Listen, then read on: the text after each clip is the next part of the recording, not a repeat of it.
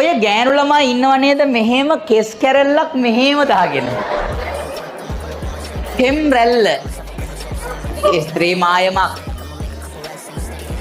පිරිමි ළමයින්ට පේන්න උකුල පද්දමින් මට ඒක යන්න අමාරුයි. අර කකුල හතරැසල කැට් වෝක් එක යන්න පුතේ. මේක ස්ත්‍රී මායම.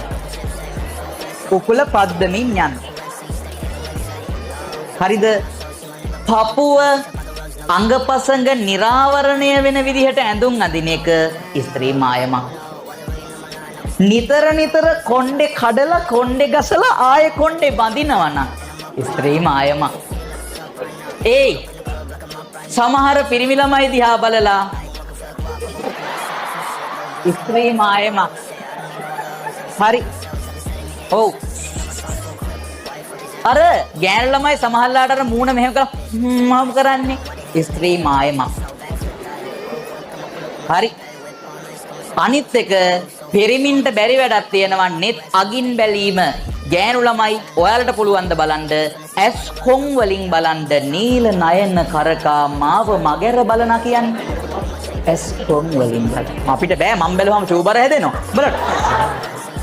ඒ රාගේ ඇවිස්සෙනවනේ. කොන් වලින් බලන්න. බලන්න පුළුවන් ද බලන්න පුතේ.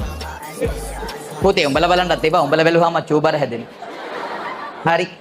උන්ට බෑ ඒක කරා.